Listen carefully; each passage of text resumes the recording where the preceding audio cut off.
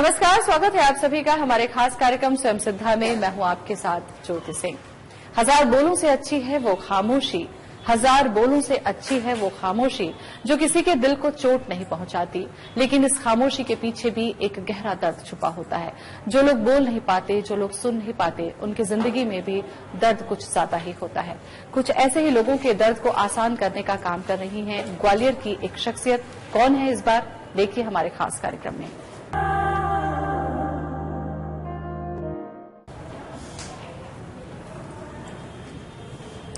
आप सोचेंगे कि मैंने ये क्या इशारा किया, लेकिन मैं आपको बता दूं, इसे कहते हैं साइन लैंग्वेज, जो कि मूक बधिर के जीवन का आधार होती है। इसी साइन लैंग्वेज से वो पढ़ते हैं, शिक्षित होते हैं और अपनी आजीविका भी चलाते हैं। लेकिन ऐसे ही बच्चों को पढ़ाने का एक अहम काम कर रही हैं ग्वालियर की मेघा गुप्ता। देखते हैं उनके जीवन से जुड़ी ये छोटी सी कहानी। चिलमन के चिंगारी से रोशनी को करे इशारा, कालीन के मुसाफिर है हम, तन मन की करे सफाई, अंबर से नया उजाला, छू लेंगे मंजिल को हम। ये बचपन कलियों का चमन, अक्षर है हमारा बचपन, ये बचपन। हाथों के ये इशारे, आंखों की ये भाषा, बिना आवाज के हंसती खिलखिलाती दुनिया। ये छोटी सी दुनिया है ग्वालियर की मेघा गुप्ता की।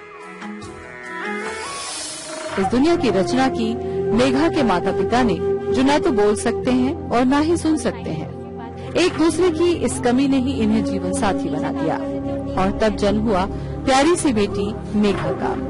माता पिता को डर था कि घर का सन्नाटा बेटी को भी मूक बधिर न बना दे। घर आए लोगों से पूछते कि क्या हमारी बेटी बोलती है, सुनती है।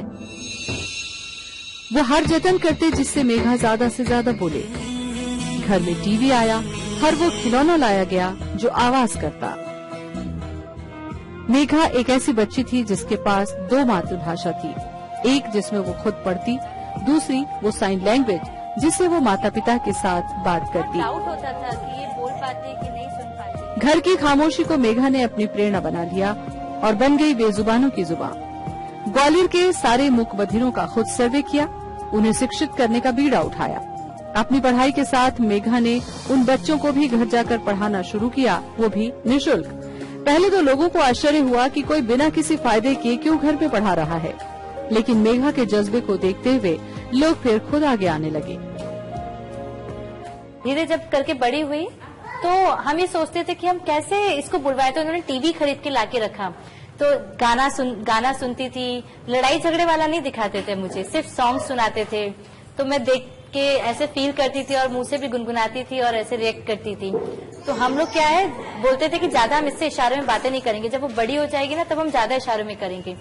मैं बहुत खुश हूँ कि मैं और मेरा भाई, हम दोनों बहुत अच्छे हैं और हमारी फैमिली में मैं, मेरे हस्बैंड, हमारे दोनों बच्चे आपस में हम बात करते हैं, सब कुछ करते हैं, बहुत अच्छा लगता है मुझे। बच्चे अच्छे पैर छूते हैं तो बहुत अच्छा लगता है बच्चों के साथ टाइम स्पेंड करके, उनको देखकर। जब वो पैर छूते हैं, जैसी एंट्री होती है बहुत वार्म वेलकम करते हैं बच्चे रोज ही।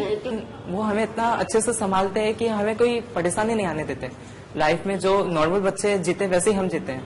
और हमारे मम्मी पापा बहुत प्यारे, क्योंकि उन्होंने इतना अच्छे से हमें समझाया है हर एक चीज कि हमें कोई तकलीफ ही नहीं आती। इनके पेट में दर्द है, इनके सिर में दर्द है, इनको कोई तकलीफ है, तो वो कोई समझने वाला नहीं है, ये उसको बता नहीं सकते। तो इस दिशा में डॉक्टरों को लाना, डॉक्टर से या चेकअप कराना या उनको ट्रेनिंग देना, उनको बचपन से पढ़ाना, और जब वो बड़े हो जाएं तो उनको रोजगार के लिए भी प्रयास करना और रोजगार दिलवाना, ये निस्संदेह बहुत बड़ा काम है। मेघा के इस कार्य को राष्ट्रीय और अंतर्राष्ट्रीय पुरस्कार हासिल हो चुके हैं। आज मेघा ग्वालियर में निःशुल्क ऐसे स्कूल चला रही हैं जहां हर उम्र के बच्चों को शिक्षा दी जा रही है। जीवन में आत्मनिर्भर होना सिखाया जा रहा है। मेघा के इस कार्य में सहयोग कर रही हैं वो शिक्षिका जो खुद भी बोल सुन नहीं पाती। मेघा का सपना है कि ऐसे बच्चों के माता पिता को जागरूक करें ताकि ज्यादा से ज्यादा बच्चे साइन लैंग्वेज सीखकर अपना सामान्य जीवन जी सकें। राधे का नाम अनमोल बोलो राधे राधे, राधे का नाम अनमोल बोलो राधे राधे, गंगा भी बोले राधे, जमुना भी बोले राधे। जीवन में इतना अहम कार्य करने के लिए हम मेघा को सलाम करते हैं। ज्योति सिंह, IBC 24, ग्वालियर। राधे राधे राधे। तो चलिए आज आपकी मुलाकात हम करवाते हैं ग्वालियर की मेघा गुप्ता से, जिनके माता पिता आपने देखा कि बोल नहीं पाते, सुन नहीं सकते, लेकिन उनके घर में जन्मी दोनों संतान बहुत अच्छे से बोल सकती हैं और उनके दर्द को समझ भी सकती हैं। लेकिन ये जीवन इतना आसान भी नहीं था जितना आप और हम समझ पा रहे हैं। क्या कुछ चुनौतियां रही होंगी, कैसे इसको अपना जीवन का उद्देश्य बनाया मेघा ने, उससे हम जानते हैं। मेघा, बहुत बहुत स्वागत है आपका हमारे कार्यक्रम में। मेघा, ऐसे घर में जन्म जब आपका हुआ जहां पर माता पिता बोल नहीं पाते, बच्चों की किलकारी, बच्चों की शरारतें वो सुन नहीं पाते, ऐसे घर में जब एक स्वस्थ बच्चा जन्म लेता है, आप और आपके भाई दोनों बोल पाते हैं, सुन पाते हैं, अब बहुत समझदार भी हैं, तो वो बचपन का दौर कैसा रहा होगा? कोई ऐसा वाकया जब माता पिता के अंदर में ये डर रहा होगा कि हमारे बच्चे हमारे जैसे तो नहीं है? कुछ ऐसे वाकये जो आपको दिल को छूते हैं, जो आपको आज तक याद है? यहीं से शुरू करिए आप अपना कार्यक्रम। स्टार्टिंग में जब बहुत छोटी थी मैं, तो मेरे पेरेंट्स को हमेशा एक डाउट रहता था कि सच्ची में बोलती है ना और सच्ची में सुनती है ना, क्योंकि वो खुद सुन नहीं पा रहे हैं तो उनको वो फील नहीं कर पा रहे थे। तो हमेशा वो ऐसा होता था, कोई भी कार्यक्रम हुआ, छोटा सा छोटा हुआ, बड़ा सा बड़ा हुआ, या घर में पापा के फ्रेंड आए पर बोलने वाले फ्रेंड्स आए, या रिलेशन में ऐसा कोई रिलेटिव्स में कोई आया, तो हमेशा मुझे बिठा दिया जाता था सामने कि जो भी बात करना है ना हमारी बच्ची से बात करो, मतलब हमको सेकंड प्रायोरिटी समझो पर इसको भी फर्स्ट प्रायोरिटी समझो, जिससे ज्यादा बोलेगी तो ज्यादा सीख पाएगी। ऐसी एक वाक्य भी है, एक टीवी का एक नॉर्मली कि हमारे यहाँ टीवी नहीं था, तो मेरे फादर को लगता था जब मैं 1.5 साल की हुई कि अगर ज्यादा नहीं सुनेगी तो ये बोलेगी कैसे। और घर का माहौल तो मैं अभी बताया कि बिल्कुल ही ऐसा था कि खामोशियां ही खामोशियां थी सब जगह। तब मेरे फादर एक टीवी लेकर आए, तब ब्लैक एंड व्हाइट टीवी चलता था, और वो टीवी लेकर आए तो एक नॉर्मली इंसिडेंट था कि टीवी की आवाज स्टार्टिंग में डिस्क से लगी हमारे यहाँ, और जब डिस्क लगी तो मुझे बिठा दिया। और मैं तो अपने धुन में 1.5 साल की बच्ची हूँ, टीवी देख रही हूँ, तो मुझे बहुत नया सा कुछ नजारा दिख रहा है। वॉल्यूम बहुत तेज हो गई, मेरे फादर को वो समझ में नहीं आया, मेरी मम्मी को भी नहीं समझ में आया। दोपहर का टाइम था, तो मम्मा पापा सो गए थे और मैं मस्ती में पूरा फुल वॉल्यूम करके टीवी देख रही थी और एंजॉय कर रही थी। सॉन्ग चल रहे थे, कुछ चल रहे थे, तो मजा आ रहा था। सब सो गए, बाहर पूरा मोहल्ला इकट्ठा हो गया और जोर जोर से लगा बजाने में। मैंने बोला कोई बजा रहा है, मैंने पापा को उठाया तो उन्होंने देखा खोल के, बहुत सारे लोग बाहर खड़े हुए थे। तुरंत आगे पहले वॉल्यूम कम किया और बोला कि इतना नहीं करते, आपको बता दूं 15 तक ही रखना, 16 पे मत लेकर जाना। मतलब काउंटिंग बताई उनको फिर कि 15 तक ही रखना, उसके आगे नहीं लेकर जाना। तो पापा को लगा कि हाँ हाँ। फिर वहां से पापा ने फीलिंग स्टार्ट करी मेरी देखना कि मेरे एक्सप्रेशन मेरे फेस पे कैसे बन रहे हैं जब मैं कोई सॉन्ग सुन रही हूँ या मैं कोई मजाक वाला या हंसी वाला कोई चैनल देख रही हूँ। तो वो मैं जब मुस्कुराती थी या जब मेरा थोड़ा सैड सा मूड हो जाता था या जब मैं उसको फील करके खुद गुनगुनाती थी, तो मेरे पापा को बहुत अच्छा लगता था कि हाँ रियल में ये सुन रही है और उसको समझ रही है। बिल्कुल, तो ये बहुत खुशी देने वाली बात थी। लेकिन कहते हैं कि जब हमारे पास में कोई एक चीज ईश्वर कम देता है, मेघा आपने भी देखा है, आपने महसूस किया है, तो बहुत सारे जो हमारे सेंस हैं वो डेवलप हो जाते हैं और बहुत तेजी से वो काम करते हैं। आपने महसूस किया कि माता पिता दोनों ही बोल सुन नहीं पा रहे थे। ऐसे में ऐसे बच्चों को जब आप करीब से देखते हैं तो आपको लगता है कि इनके पास में अति संवेदनशीलता आ जाती है या ये बहुत जल्दी सीखने की तरफ प्रेरित होते हैं? कैसा रहता है इनका जीवन? इन बच्चों के साथ ऐसा रहता है क्योंकि इनको शुरू से ही कुछ नहीं मिलता। लाइक हमारे जब कोई नॉर्मल बच्चा होता है, हेयरिंग बच्चा होता है, तो उसको हम क्या है स्टार्टिंग में कुछ भी बोलते हैं वो सुनता रहता है, सीखता रहता है। पर ये बच्चे तो स्टार्टिंग में इनको कुछ नहीं मिलता, तो इनको हमेशा ज्यादा सीखने का हैबिट रहता है कि हमको कुछ मिले तो हम तुरंत उसको लें, हमें कुछ नया मिले। और जैसे कि हम लोग अगर उनको कुछ नया चीज सिखाना चाहते हैं ना, तो वो तुरंत उसको कैच करते हैं क्योंकि उनको कुछ नया मिलता है। उनको पूरे एटमॉस्फेयर में एक नई चीज सीखने को मिलती है, तो वो उससे बहुत खुश होते हैं और हर एक नई चीज को वो एक्सेप्ट करने के लिए रेडी रहते हैं। साइन लैंग्वेज की जब हम बात करते हैं मेघा, तो ज्यादातर लोगों को ये आश्चर्य होता है कि क्या हमारे मन की बात, क्या इतनी सारी बातें, क्या सब कुछ हम साइन लैंग्वेज से बोल सकते हैं? और ये कैसे सीख गई? आपके माता पिता के इशारों से ही सीख गई? ये कैसा हुआ ये? क्योंकि बहुत ही इंटरेस्टिंग है, ये मैं जरूर जानना चाहूंगी आपसे। इसको अगर हम एक दूसरे वे में समझें, फॉर एग्जाम्पल अगर पेरेंट्स साउथ के हैं और वो साउथ इंडियन बोलते हैं, तो बच्चे में अपने आप ही फ्लुएंट साउथ इंडियन का आ जाता है। वो भी साउथ इंडियन बोलने लगता है बिना कुछ समझे कि कितना टिपिकल लैंग्वेज होगा हमारे लिए। और अगर मैं इंडिया में जन्म ली और एमपी में ली, तो मेरी फैमिली में हो सकता है कि हिंदी मुझे बहुत अच्छी मिलती, तो मैं हिंदी में बोलती, बहुत अच्छे से बोलती। बट हमारी फैमिली में ना हिंदी थी, ना इंग्लिश थी, ना कोई ऐसी वर्बल लैंग्वेज थी। हमारे यहाँ सिर्फ साइन लैंग्वेज यूज होता था। तो जब मैं बिल्कुल छोटी थी तो स्टार्टिंग में पेरेंट्स कोई भी चीज, पानी पीना है तो वो मुंह से तो बोलते नहीं थे, और मैंने भी नहीं सुना कि पानी पीना है, तो इस तरीके से। तो मुझे पता था कि अगर मैं ऐसा बोल रही हूँ तो मुझे पानी मिल रहा है, और अगर मुझे दूध चाहिए तो मैं ऐसा करती थी, तो मुझे दूध चाहिए, तो मेरे पेरेंट्स वो समझ रहे हैं तो मुझे दूध लाके दे रहे हैं। मुझे खाना खाना है तो मेरे को भूख लग रही है।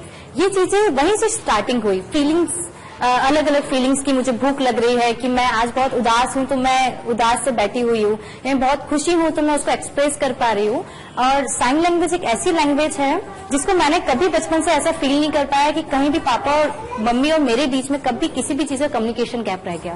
अच्छा, पेरेंट्स के लिहाज से भी और हम समाज के हिसाब से भी जब देखते हैं तो आपको लगता है ना कि कहीं न कहीं ऐसे बच्चे जो है वो उपेक्षित हो जाते हैं, उपेक्षा का शिकार होते हैं, और अगर इनको ज्यादा ध्यान दिया जाए तो ये हम बिल्कुल हमारी तरह ही आगे भी बढ़ सकते हैं।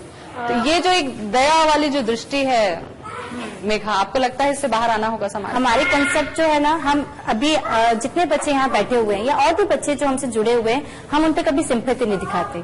हम उनको, अगर हमको लगता है कि आप लोग बिल्कुल बोल सकते हो, सुन सकते हो, क्योंकि आपके पास लैंग्वेज है, साइन लैंग्वेज भी एक लैंग्वेज है, आप कहीं से पीछे नहीं है, इसमें कुछ डिसेबिलिटी नहीं है। आप ये सब बिल्कुल भूल जाएं कि आपका बच्चा कहीं से भी कमजोर है, आप उसको समझें पर उस पर ध्यान दें, उसके साथ वर्कआउट करें। ये बच्चा निकलेगा, नॉर्मल बनेगा, जो भी बनना है इसे। तो मेघा एक अहम काम कर रही हैं और अपने काम के जरिए बहुत सारे ऐसे बच्चों को इन्होंने अपने साथ में जोड़ा है जो सुन नहीं सकते, जो बोल नहीं सकते, उनकी आवाज मेघा बन चुकी हैं। कुछ और भी बातें मैं इनसे करूंगी, फिलहाल यहाँ रुकेंगे छोटे से ब्रेक के लिए।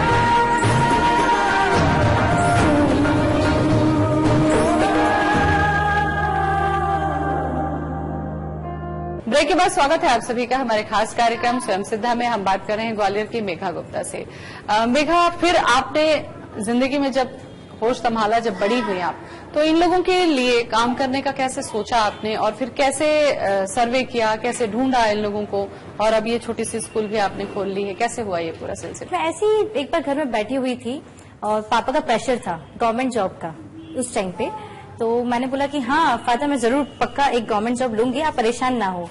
एकदम से मेरे मन में आया कि डेफ लोग इतने परेशान हैं, उनके लिए कुछ अच्छा करना है, तो थोड़ा सा मुझे टाइम देना चाहिए, सिर्फ थोड़ा सा देना चाहिए। तो मैं ऐसे ही एक बार घर से निकल गई, पॉकेट मनी कुछ रहती थी 10-5 रुपए, तो अपना टेम्पू लिया, तब मुझे गाड़ी चलाना भी नहीं आती थी, तो टेम्पू लेके निकल जाती थी और किसी के घर पे पहुंच गई और मुझे पता है कि हाँ इनके यहाँ बधिर बच्ची है, तो मैं वहां चली गई और उनके पेरेंट्स को समझाया कि आपकी बच्ची को आप निकालो, पढ़ाओ, ये करो, और वो कैसे बधिरता उसमें आई है, जो भी उसका हिस्ट्री होती है ना, एक नॉर्मली बैकग्राउंड हिस्ट्री, तो वो मैंने जानना चाहा। धीरे धीरे करके मैंने वही चीज शुरू कर दी। ये मेरे को थोड़ा सा इंटरेस्टिंग लगने लगा कि मैं ज्यादा जाऊं और इस तरीके से मैं और बच्चों को निकालूं और लड़कियों की तकलीफों को समझूं और इस पे वर्क करूं। जब ये काम धीरे धीरे स्टार्ट किया तो मेरे फादर को हमेशा लगता था कि मेघा, अब तो ऐसा लग रहा है कि तुम्हारा ध्यान पूरा का पूरा यहाँ पर ही फोकस हो गया है। तो मैंने कहा पापा, मुझे थोड़ा सा बस एक बार मौका दो कुछ काम करने का। अगर मुझे लगेगा ना कि इसमें बहुत ज्यादा उलझन है, मैं नहीं कर पाऊंगी, तो मैं 100% बैकअप हो जाऊंगी। तो धीरे धीरे करके लोगों के घर पे जाना स्टार्ट किया, उनके पेरेंट्स को समझना स्टार्ट किया। पेरेंट्स और बच्चे के बीच में जो बच्चा जैसे कि बधिर है या पेरेंट्स हियरिंग है या पेरेंट्स डेफ है और बच्चा हियरिंग है, तो उनके बीच में क्या गैपिंग रहती है, वो एक दूसरे को कितना समझ रहे हैं, कितना उन लोगों में अच्छा कम्युनिकेशन है, ये चीज को मैंने जानना धीरे धीरे स्टार्ट किया, समझना स्टार्ट किया, और यहीं से फिर मेरी शुरुआत होती चली गई। 3 साल तक आपने इनको ढूंढा मेघा? 3 साल तक के लिए मैंने बहुत सारे काम किए, बहुत सारे काम ऐसा कि पूरे ग्वालियर में ही नहीं, ग्वालियर चंबल से जितने भी डेफ थे ना, उन सबसे डायरेक्ट मैंने कांटेक्ट बनाना स्टार्ट किया। 1 से 2, 2 से 4, 4 से 6, और आज करीबन 1600 से 1700 डेफ, वो कोई भी एज ग्रुप हो, वो सब मुझसे जुड़े हैं। आज यहाँ पर जब हम खड़े हैं महिला पॉलिटेक्निक कॉलेज में, तो यहाँ पर आपको एक रूम मिला हुआ है, तो कलेक्टर का कैसा प्रोत्साहन रहा और समाज में अब आपको लेकर कैसे प्रोत्साहन है? और हम देखते हैं कि कुछ बच्चे बहुत दूर दूर से अप डाउन भी करके आपके पास में पहुंच रहे हैं, तो ये आपको लगता है कि अब रिस्पांस धीरे धीरे लोग आपको सराहने लगे हैं? नॉर्मल एक बार एक 10 बच्चा हमारे घर पे आया अपनी परेशानियों को लेके, तो मैंने बोला पापा से कि पापा हम कलेक्टर सर से मिलते हैं। वो बोलते कौन कलेक्टर, कोई कलेक्टर नहीं होता, कोई मदद नहीं करता, क्यों इसमें भर्ती जा रही हूँ? मैंने कहा नहीं पापा एक बार चलो मेरे साथ। हम लोग कलेक्ट्रेट गए और कलेक्टर सर से मैं बहुत देर तक वेट करी। जैसे वो कॉन्फ्रेंस रूम से बाहर निकले उन्होंने मुझे देखा, मैंने उनको बात बताई, रिटर्न में लिख के ले गई थी उस टाइम। उन्होंने देखा और मुझे बेस्ट ऑफ लक बोला। वो जो उनका थंब दिखा के और इतने ब्लेसिंग के साथ जो बेस्ट ऑफ लक बोलना था ना, वो चीज मेरे को इतनी चुभी कि मुझे लगा कि नहीं मैं अब इसमें और भी अच्छा कर सकती हूँ। वो मेरी स्टार्टिंग एक टर्निंग पॉइंट और था, विथ और मोर कॉन्फिडेंस के साथ, पॉजिटिव रेज के साथ। ऐसा आपको लगता है कि समाज में सपोर्ट अगर बड़े लोग करने लग जाएं या ऐसे बच्चों के लिए जो काम कर रहे हैं उनका ही सपोर्ट, मॉरल सपोर्ट और इस तरीके से सपोर्ट आप करते हैं, तो आपको लगता है आप और आसानी से काम कर पाएंगी, या आपके जैसे लोग जो करना चाहते हैं उनके लिए भी एक अच्छा मौका मिल जाता है? अगर कोई बच्चा सोशल वर्क में या समाज के लिए कोई अच्छा काम कर रहा है पर वो खुद सक्षम नहीं है और हम उसको थोड़ा सपोर्ट करके, मोरल सपोर्ट करके, फाइनेंशियली सपोर्ट के साथ और सिर्फ खड़े होकर भी उसकी मदद कर सकते हैं, तो वहाँ हमारा समाज जरूर पीछे है। वो इस तरीके से युवाओं को सपोर्ट नहीं कर पा रहा, इस वजह से युवा भी हैं जो कहीं ना कहीं अपनी बात को लेके पीछे रह जाते हैं। और ये कदम आपने बढ़ाया और हम देख रहे हैं कि ये कदम धीरे धीरे बहुत सफलता की तरफ बढ़ रहा है। हालांकि शुरुआती है, लेकिन फिर भी एक जज्बा आपके अंदर है जो बना हुआ है। कुछ और भी पहलू हैं मेघा इससे जुड़े, मैं आपसे चर्चा करूंगी। फिलहाल रुकेंगे यहाँ एक और छोटे से ब्रेक के लिए।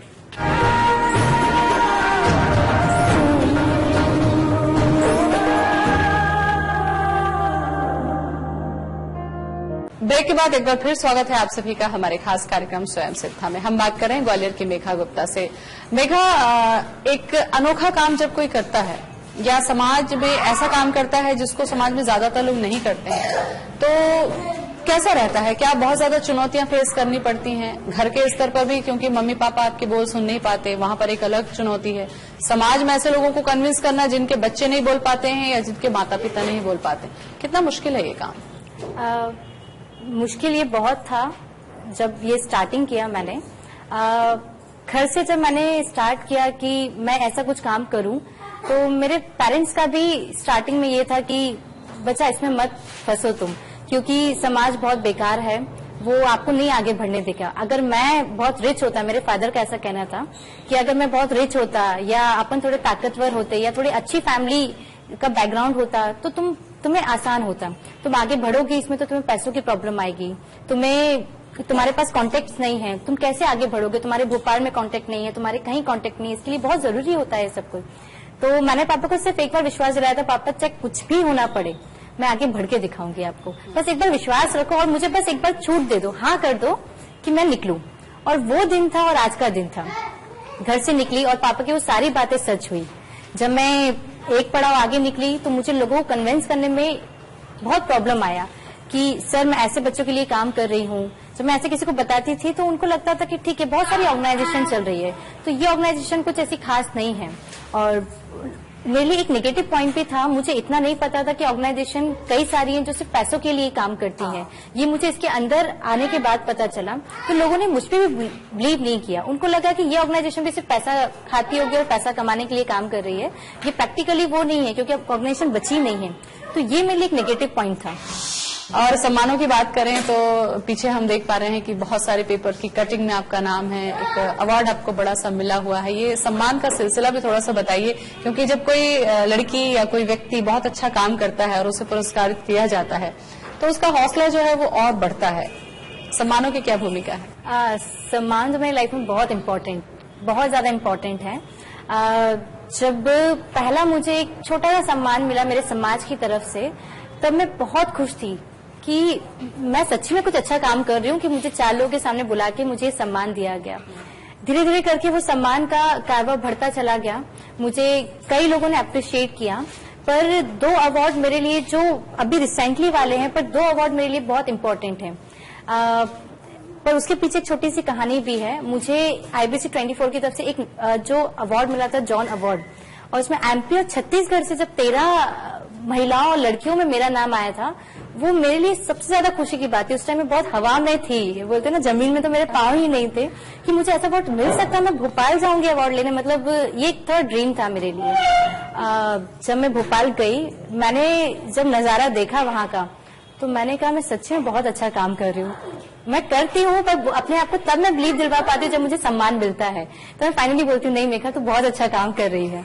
और जब मुझे अवार्ड मिला, मैंने अपने साथ जो मेरे और 12 लोग थे जिनको अवार्ड मिला, वो उनके साथ मैंने अपने आप को खड़ा हुआ पाया, तो मुझे लगा कि अब मंजिल दूर नहीं है, बहुत जल्दी वहां तक मैं पहुंच सकती हूँ, बस आगे बढ़ते रहना है, अब रुकना नहीं है।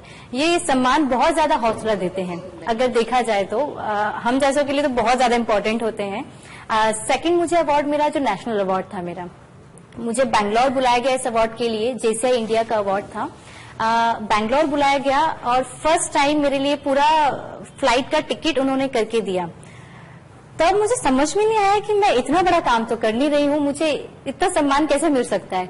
मतलब कभी कभी मुझे ये फील होता है कि मैंने कोई बहुत बड़े काम नहीं किए हैं, ये तो था मेरे लाइफ में था इसलिए मैं करती जा रही हूँ, पर ऐसा कुछ सोच समझ के नहीं कर रही हूँ। सोच है ना मेघा कि आप बड़ा काम नहीं कर रही हैं, लेकिन तो आप समाज के लिए बड़ा समाज के लिए, हाँ, ये तो तब मुझे एहसास होता है जब मुझे अवार्ड्स मिलते हैं। क्या लक्ष्य रखा है आपने अपने जीवन के लिए कि आपको किस मुकाम तक पहुंचना है, क्या ऊंचाई अपने लिए रखी? सपना बहुत बड़ा है, बहुत ज्यादा बड़ा है। स्टार्टिंग सिर्फ एक मेघा गुप्ता ने की थी अपने एक जज्बे को लेकर, पर आज काफी लोग मुझसे जुड़े हुए हैं और आज जैसे स्कूल स्टार्ट किया है, पर सबसे बड़ा मेरा एम ये है कि मेरी 12 साल की तपस्या है इन बच्चों के साथ, कि 12 साल बाद ये बच्चे इतने सक्षम हो कि एक नॉर्मल जिंदगी आराम से जी सके, और इसमें से यदि कोई बच्चा डॉक्टर बनना चाहे, इंजीनियर बनना चाहे, जज भी बनना चाहे, वो बहुत आसानी से अपने फैसले लेकर बन सकता है। ये मेरी दिली इच्छा है कि इतना मैं करूं। बहुत बड़ा नहीं सोच रही हूँ, पर ये लोग कुछ बने और ये बन गए तो मेरा जीवन तो सार्थक है। एक नेक सोच आपने रखी है, उम्मीद रखी है, ईश्वर उसको जरूर पूरा करेगा। चूंकि ये महिलाओं का कार्यक्रम है, बहुत सारी महिला दर्शक हमारी हैं और बहुत सारी लड़कियां इस कार्यक्रम को देखती हैं। उन लड़कियों के लिए क्या कहना चाहेंगी, उन पेरेंट्स के लिए क्या कहना चाहेंगी कि जिनके घर में ऐसे बच्चे हैं या वो खुद बोल सुन नहीं पाते हैं, उनके अपने संतान हैं, उनके लिए क्या संदेश आप देंगे कि उनको आगे लाने के लिए घर से क्या पहल वो करें? मैं पेरेंट्स को एक बात ये कहना चाहूंगी कि पहले तो आप अपने बच्चों को बिल्कुल भी ये ना समझें कि वो बोलते सुनते नहीं है तो वो कैसे समाज में स्टेबल करेंगे। आप उनको बिल्कुल एक नॉर्मल और हियरिंग बच्चे की तरह ट्रीट करें। सब भूल जाएं कि वो बच्चा नहीं सुन पाता है, नहीं बोल पाता है। अब तो साइन लैंग्वेज भी स्टैंडर्ड लैंग्वेज बन गई है, उसी लैंग्वेज के माध्यम से आप उन बच्चों को आगे बढ़ाएं, पढ़ाएं, पर उनको कहीं भी ये फील ना होने दें कि तुम्हें कहीं कमी है। उनको उसी तरीके से उनके साथ काम करें जैसा आप अपने दूसरे बच्चों के साथ करते हो जो बोलते सुनते हैं। बिल्कुल, बहुत अहम सोच और बहुत अहम काम कर रही हैं आप मेघा। आपसे मिलकर हमें बहुत अच्छा लगा, आपने वक्त दिया, बहुत बहुत धन्यवाद आपका। Thank you so much. तो देखा आपने कि जिनके जीवन में कमी होती है उसे ही वो अपनी ताकत बना लेते हैं। मेघा ने ये किया कि अपने माता पिता की जो कमी उसने महसूस की कि वो बोल सुन नहीं पाते और जो तकलीफ उसने अपनी परवरिश में झेली वो किसी और बच्चे को न झेलनी पड़े, इसलिए वो ऐसा काम कर रही हैं कि दूसरे बच्चों को इस तरीके की तकलीफ जीवन में न उठानी पड़े। फिर मिलेंगे ऐसे एक और शख्सियत के साथ, तब तक के लिए मुझे दें इजाजत। नमस्कार।